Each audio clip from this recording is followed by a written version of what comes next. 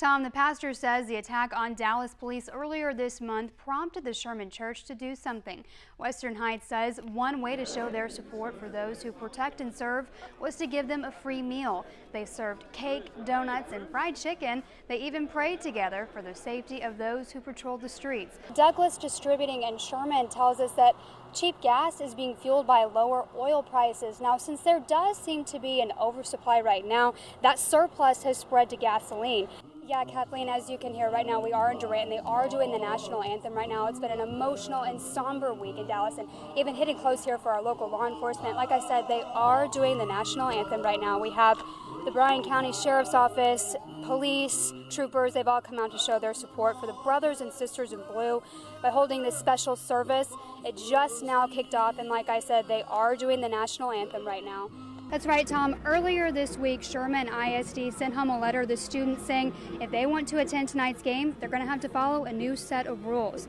Tom, because of recent lack of rain and Texoma's extreme heat, both Fannin and Cook County declared burn bans this morning, and by the looks of the way tomorrow's agenda is looking, Grayson County isn't too far behind. The department really pushed for these zones because of recent attacks across the country involving people using Craigslist. Now, if you are interested in using these safe exchange zones, we're located right over here on the east side of the Denison Police Department. Again, they are clearly marked so you can see exactly where to come. For now, we're reporting live in Denison. Caroline Cunningham, K10 News. But not every child may be fortunate enough to have that, so a local nonprofit is stepping up to change it. K10's Caroline Cunningham is live at the Midway Mall to explain. Caroline.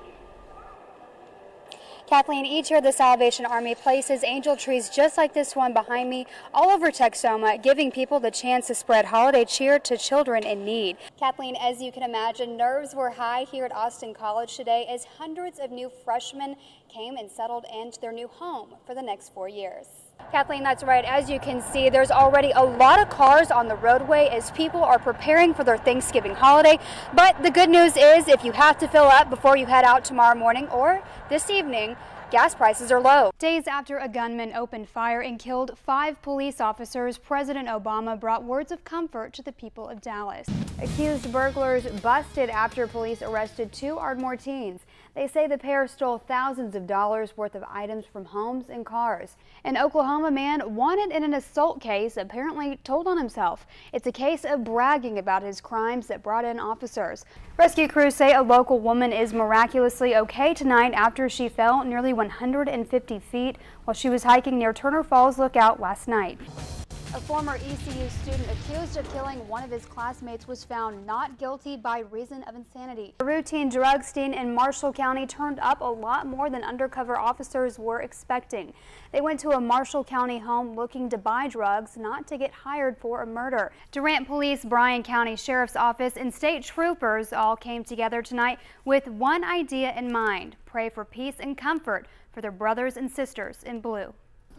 Standing together and uniting as one, dozens of Oklahomans came together Thursday night to show their support for police officers. I'm all with the family in blue, the thin blue line. They mean everything to me. I'm not going to back down from anything. Exactly 1 week ago today, 5 Dallas police officers were killed in a brutal attack, leaving the nation stunned. And I support them in all areas of the country, and particularly tonight, Dallas Police Department and the other agencies there nearby that also lost officers. Troopers, police, members from the sheriff's office, and other servicemen and women stood together as one and listened to the words of encouragement from their brothers in blue.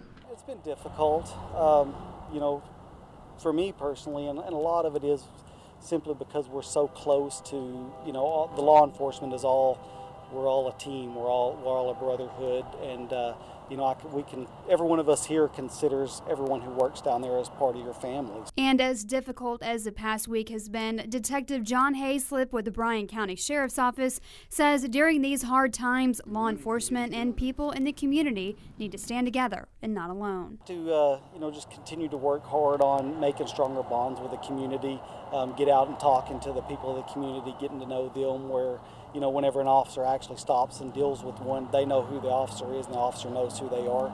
So, you know, really it just comes down to closing that gap between us. And building that bond is why so many turned out Thursday night to say they stand with the police force and won't back down. We pull together. that we become one again and be there for each other. I think it's about hate instead of help. I think that's why we're here tonight, to pray and to bring this country back together.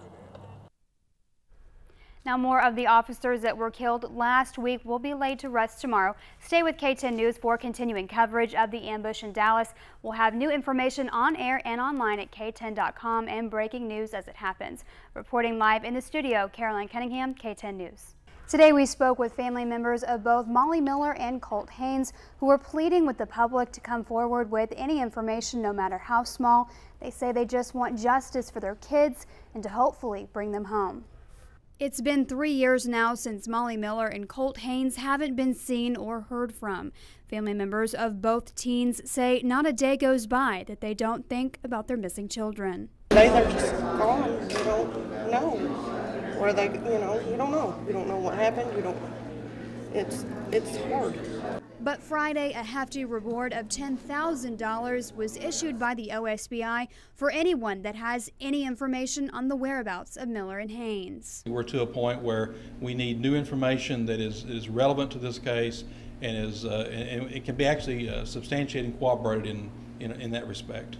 OSBI Director Stan Florence says Friday's press conference was to get the word out yet again that there are 2 Texoma teens missing and that he strongly feels there are people out there that could have some information about where the 2 may be. To date, no information that we have on all those suspects have brought us to a point that we can draw any definitive conclusions. But yes, there have been numerous names that have been mentioned. Family members say they're pleading with anyone who may know anything to come forward to help bring Miller and Haynes home. We hope and pray that somebody will come forward with enough information to let us get to the end. OSBI says this reward is different than most. No conviction has to be made. They just want any information that could help solve this case.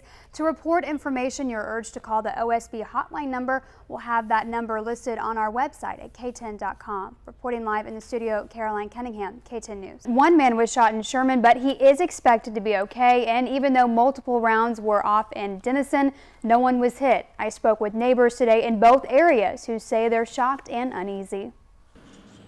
It's a sound no one wants to wake up to. It was just some gunshots, it got hectic. I don't know the faces or nothing, RJ Polk says he was at his grandmother's house around 11 Thursday night when things got heated fast. 2 random cars came through, swinging, like going side to side, and then one of them almost hit us.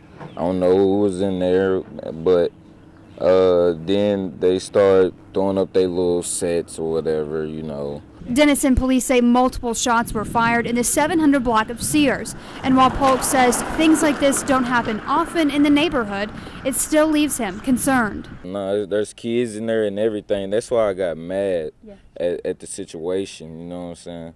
But ain't nothing I can do about it, And hours later across town in Sherman, police say a 60-year-old man was shot in the 900 block of North Branch. Austin College student Jeffrey McLeod lives down the street from where it happened. It's kind of, I wouldn't say scary necessarily, but alarming that there's some stuff like that going around here. First responders say they found the man shot a block away in the 900 block of Northeast Street. And while he's expected to be okay, McLeod says he plans to take extra precaution in the future. My buddy, we always make sure that people are safe and stuff like that. As for Polk, he has a message for those responsible. They gonna get theirs, God gonna get them, you know what I'm saying? Whoever did it, whoever shot, whoever, whatever, they gonna get them. Police believe the 2 shootings were isolated, but the departments are working together to figure out what led them up to it. If you have any information, you're urged to contact police. Reporting live in the studio, Caroline Cunningham, K10 News.